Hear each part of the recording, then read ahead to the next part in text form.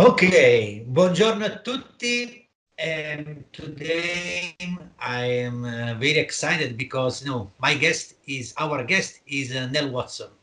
Nell Watson is very popular in the web. He's a scientist, he's a philosopher, he's an engineer, he's a lot of things. Let me say two things about how we met. We met, I think, almost 4 or 5 years ago in Chile. When we in Exosphere we invited you for a conference that we did in Santiago. I remember it was a conference about artificial intelligence, and since then we became friends basically, and then we were sharing a lot of things during those years. And now I'm trying to set up such a program, which is the Ark Lab, where we're trying basically to unite science, logic, which called praxeology, and metaphysics. So, I mean, my first question to you is that your background is very, I could say, very special for me, because you are a kind of scientist or engineer which is very well interested in what I could call the humanistic side, of science, or the deep meaning of the soul and the science. So my question is how you became so interested in such side of science, because usually the engineers they are very technical, they are very good in this side, but you are very interesting for your interest in this part, which I call soul or humanistic.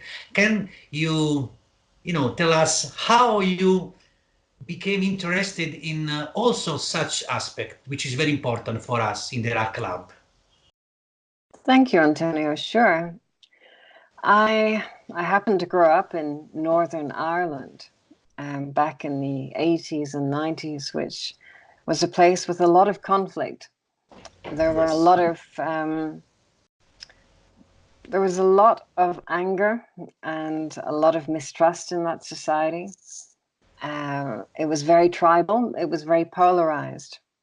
And I think I grew up trying to understand why sometimes this happens, especially when I began to travel and I went to other countries as a child on little trips and things, to maybe the Netherlands, for example, and then kind of discovering just how different my society was. You grow up in it, you think it's normal, and then you're like, oh, wait, no, not necessarily.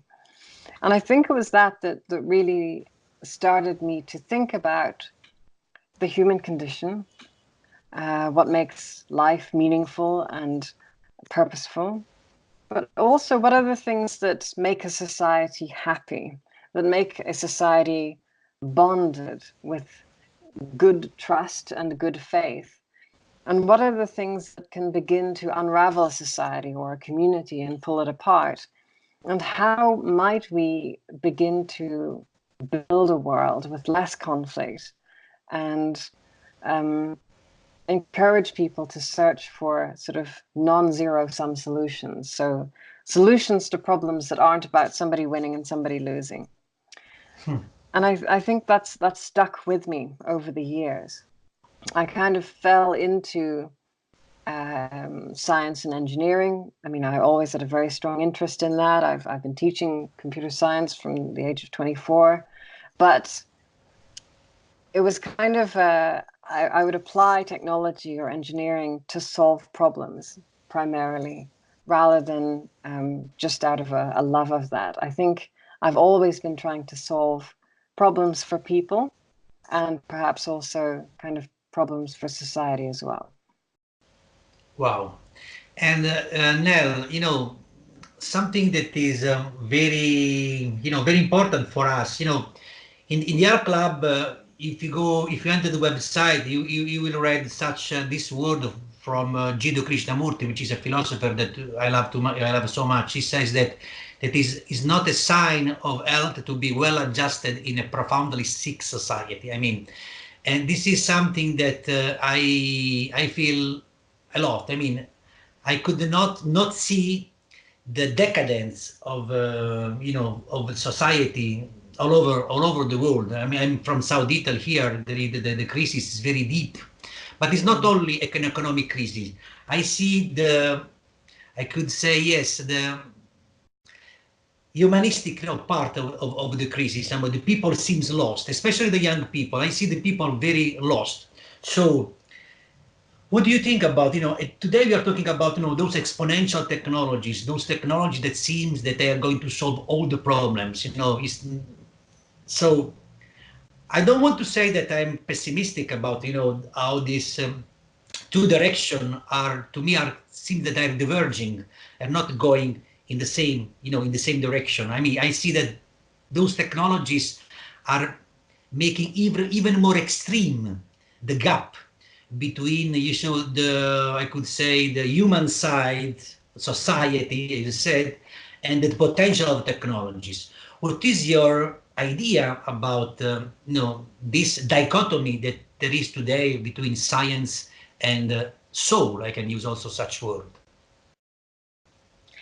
That's a really great observation. I absolutely agree. I think that technology is very useful for unlocking new resources or for expanding our capabilities, enabling us to connect to things in new ways, which are sometimes a lot cheaper or more affordable or more convenient than was before possible, which is great.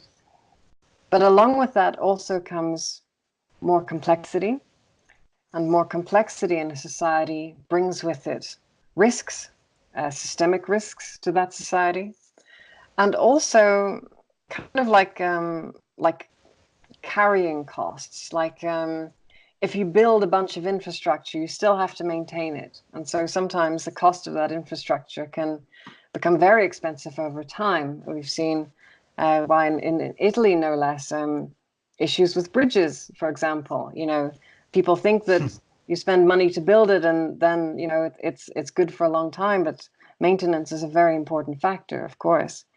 And I think that with greater complexity in society, the maintenance costs tend to grow and grow, and sometimes they grow in ways that aren't immediately obvious to people. I think also that happiness, true happiness and fulfillment, is something that technology may add to or it may detract from, and sometimes in different ways for different people. Life is generally driven by economics in different ways, and economics is in many ways a series of trade-offs. Sometimes we can make a bargain, a deal, which looks good, but then we recognize that there are hidden costs and that there are trade-offs that only become apparent far later down the line.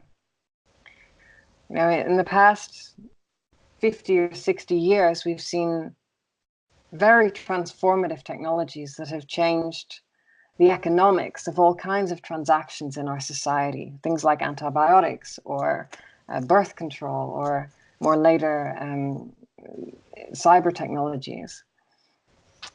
And it leaves us with a lot of questions. How do we integrate these technologies into our past, and what does our future look like with those? Because when you start to mess with coding, shall we say, which has been built over thousands of years, whether that's cultural coding or sort of evolutionary coding, typically that tends to bite you when you're not expecting it. And I think that we're at a time where we are accelerating at such a great pace in terms of our resource usages, the rate of technological development, the rate of cultural change, but also the rate of devastation to our environment. There are profound questions that need to be answered in the coming years and not any later if we are to maintain our integrity and our momentum as a civilization. If we ever lose our momentum, it will be very difficult to bootstrap civilization again. We are dependent on that momentum. We develop new technologies, we increase the carrying capacity of the amount of human beings we can support on this planet. But with all of that comes a lot of problems. And we need new technology all of the time to help us to escape the problems that the last generations made for us. So we always need to have the solution arriving just in time, or else the whole thing is at risk of collapse. And so, you know, with so many problems and so much acceleration, it's very important to have a forum to have these discussions and to use a sort of cautious and pragmatic optimism of, yes, there are a lot of challenges, but, you know, we're still very capable of being able to solve them if we're smart and if we approach them in a rational way with good faith. Yes, I'm so aligned with what you're saying, because you use the word that is very important for me. You use the word economics. You know that here in our program, one of the central thematic is going to be also what we call praxeology, which is the word that was coined by my hero, which is Ludwig von Mises. Anyone knows, told me that I love such philosopher. But this philosopher was, speaking about how important was to understand the logic of human action, which was just for him the basic to understand the correct economy. I mean, because he says that, basically, if you understand the common sense economic, we could say that we human beings have the reason, and with the reason we can just develop the correct thinking also in economics. Maybe we can also find the right direction using logic in the right sense, because this is also something that I see not so correct outside.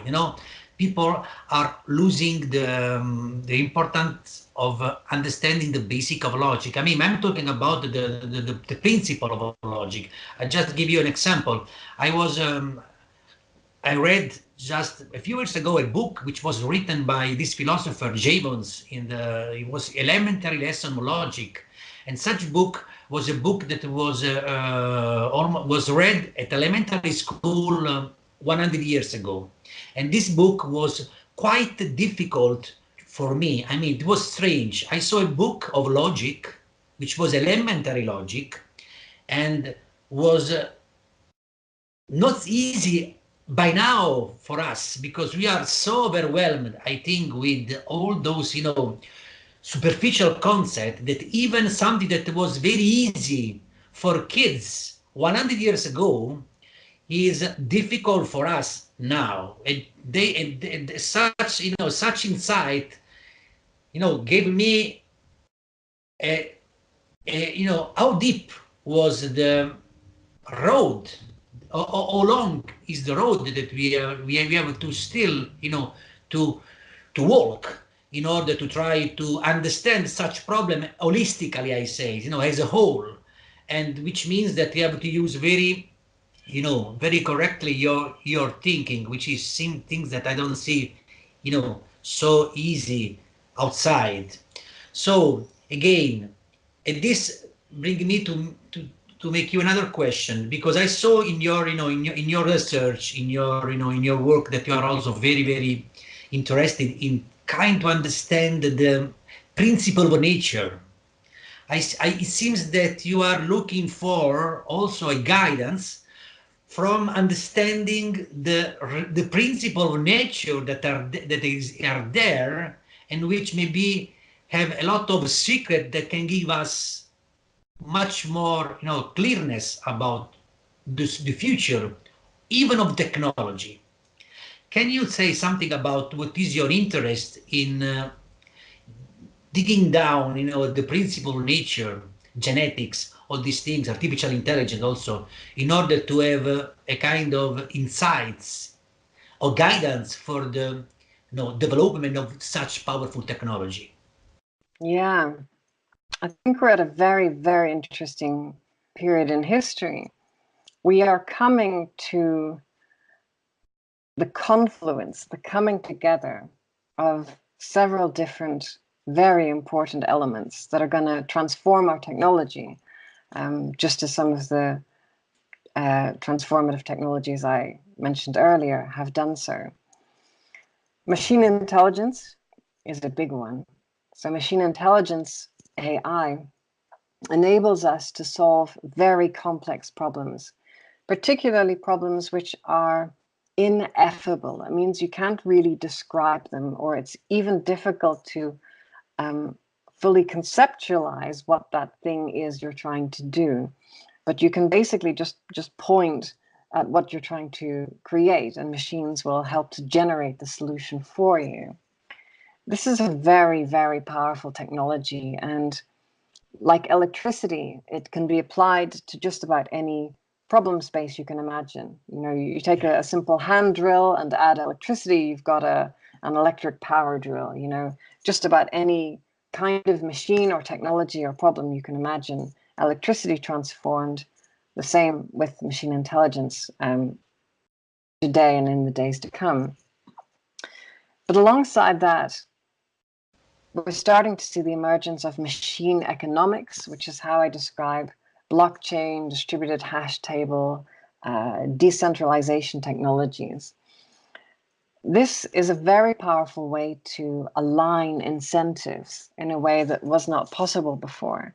And that means that we have an opportunity to find ways of cooperating between people that otherwise would be naturally forced to compete. We can also use these technologies to build trust, to basically prove the provenance of something, whether it existed and where it came from, or be able to share information in a way that is secure and is cryptographically made safe. This is another very important technology for helping us to get to the next stage of complexity, because complex societies rely upon trust, right? You can only have complex interactions if you trust people. And a lot of the most interesting developments in human history have been about increasing trust between people. For example, the Industrial Revolution, part of it was about harnessing new energy sources such as coal, which was very important. The other side of it was new forms of social interaction, such as the joint stock company, which enabled people to coordinate in new ways and to bring capital together from hundreds of different people. And there were trust building mechanisms built into that. For example, if you were the CEO, you could be replaced by the shareholders if they voted against you, if you didn't give them the information that you were obliged to. So these kinds of new technologies enabled much more complex societal instruments and much more complex activity in society. So machine intelligence, machine economics, and finally machine ethics, sometimes also described as value alignment. It's a new domain, and it's about teaching human preferences to machines. So trying to socialize machines a little bit like how we socialize pets or we socialize young children, by giving them examples of behavioral norms that we find preferable or dispreferable. For young children, that might be Saturday morning cartoons where the goodies are, demonstrate certain behavioral norms and the baddies are, the opposite. But if we can begin to teach machines about human values, then we can combine these three elements: machine intelligence, machine economics, and machine ethics. Machine intelligence can help us to solve really big, nasty, stinking problems in society. Machine economics can help us to coordinate in very powerful new ways. And machine ethics can give us the wisdom to apply these solutions in ways that truly benefit human beings, right? That solve those higher human needs. If you think of Maslow's hierarchy, right? At the bottom, Yeah. you've got security and food and things like that. And the Industrial Revolution has increasingly made solutions for those bottom needs cheap and easily accessible for more and more people over, the past century or so. Those higher needs, love and belonging, self-esteem, self-actualization, etc., good luck in trying to solve those because we haven't industrialized the meeting of those needs yet. But I know that we have an opportunity to do so in the 2020s. That's what this confluence of these three elements is bringing together. The first industrial revolution was about augmenting muscle, right? Physical power to move stuff, lift stuff, carve things, right? And we augmented the muscle of human beings and non-human animals. Then we had the informational revolution, which we're still enjoying, and that's about helping people to move information around, to store it, retrieve it, search for it, comment on it, etc. And that is an augmentation of our minds that is helping us to think in new ways, and it is changing how our brains think. Maybe we're thinking less logically. Maybe we're more like a machine intelligence system that is less reliant on logic and more reliant on data and exposure. But finally, I think we're coming to an augmentation of the human heart and soul. It's something I'm calling the Interdependence Revolution. And that's what I believe the 2020s is going to bring us. If we can create that, then we have an opportunity to do something that I think is really very important. And that is the accounting of externalities. Externalities, this economics term that describes when somebody does something to suit their own needs and it affects a third party, right? Somebody who is uninvolved in that transaction or activity. It could be a negative externality or positive. So negative might be something like pollution, where you make some pollution from your factory and it affects somebody else. Could also be positive, where you decide to invest money in a medical treatment to help yourself or your family members, but that research also then later helps other people. Human society isn't very good at governing externalities. We try to do it, but normally it's after the fact, after somebody's already made a big mess. And only the worst problems tend to get noticed and brought to justice. And of course, in many places where there's corruption, you can just pay somebody off to escape those externalities. However, what if instead of trying to catch people after they've made a mess, you would embed the price of that externality into the pricing mechanism of that good or service? And therefore, you could get people to pay up front. And if they want to make a mess or cause a little bit of trouble for somebody else, that's fine, but they are obliged to pay for it. I think it is my belief that this technology, being able to properly account for externalities, is what will enable us to enjoy a free market, a global scale, but in a way that is truly sustainable, in a way that preserves our civilization, that doesn't destroy our environment or so many of the species that we've lost in the past few years. I think it also might help us to transcend the kind of left-right dichotomy that we seem to always get trapped in this whirlpool, It's kind of a mind killer at times. And I think that this is a key technology that will help our civilization to get to the next level of complexity. And if we can do that, then we can kind of take what happened with the Industrial Revolution and kind of 10x it to a whole other level of complexity and hopefully human happiness this time for global society. Yes, Nell, it's yes, it's very.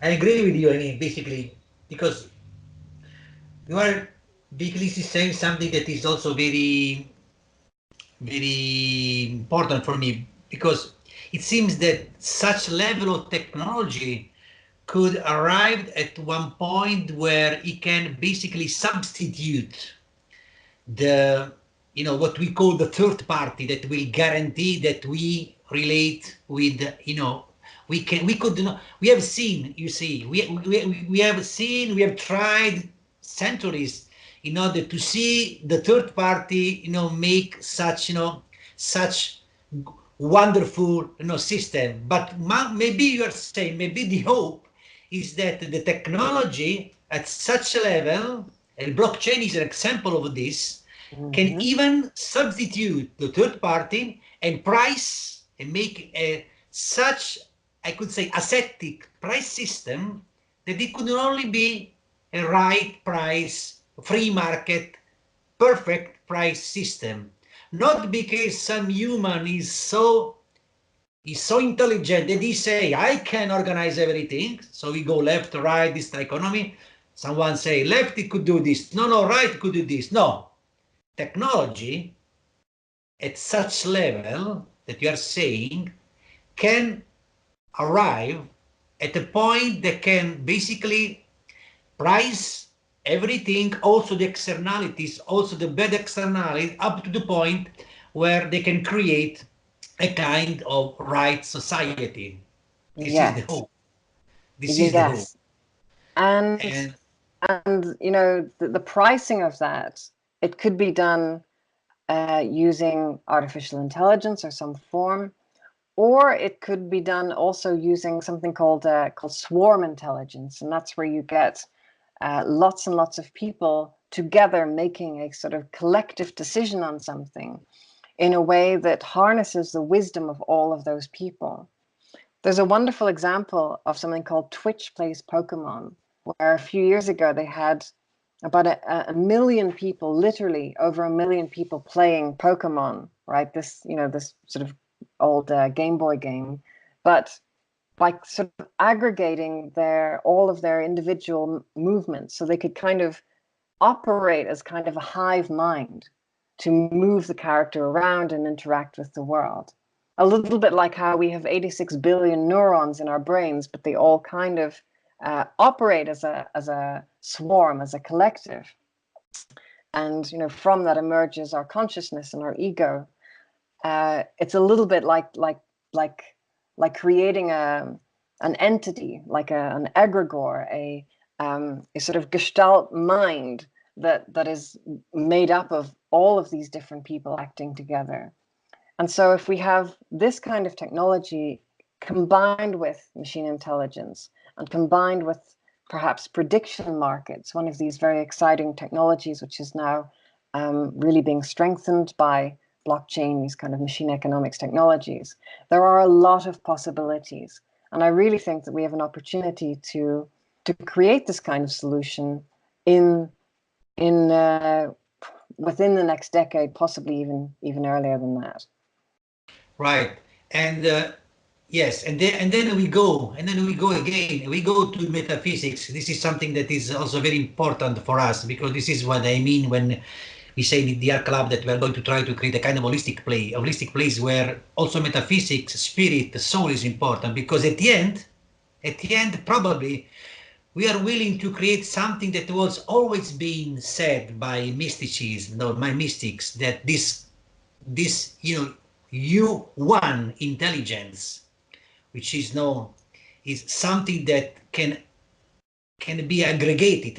You said basically that we can arrive at a point when we can create, we can get such intelligence that is just the intelligence of the nature. Okay? And then we come back to the interest, your interest in discovering such direction, also studying the nature that has been such intelligence, that has been working forever will work. And maybe we can get to such a level with the wise understanding and utilization of technology. So this is, I think, a wonderful synthesis of what you are saying. So Nell, I think that it's very good what we are saying, very interesting what we are saying. And, Nell is going to be, no, she's going to be also part of our lab. She's coming to visit us. She's coming to have a workshop. She's coming to follow this, this experiment that we are going to try here, at least in such beautiful place, which is Puglia, that you know very well. We met in Bari It in is so December, I think. beautiful. I love Puglia. I love it so much. At least, the nature is going to help us for sure. So, Nell, thank you very much for your, for this talk. I hope that we can have some other talk in the next months. Why not? Because we can. I would love to talk with you also with some specific, thematic, which is so Mhm. interesting. We need so much to talk about such important development, because this is our life. It's going to be our new generations. So Mhm.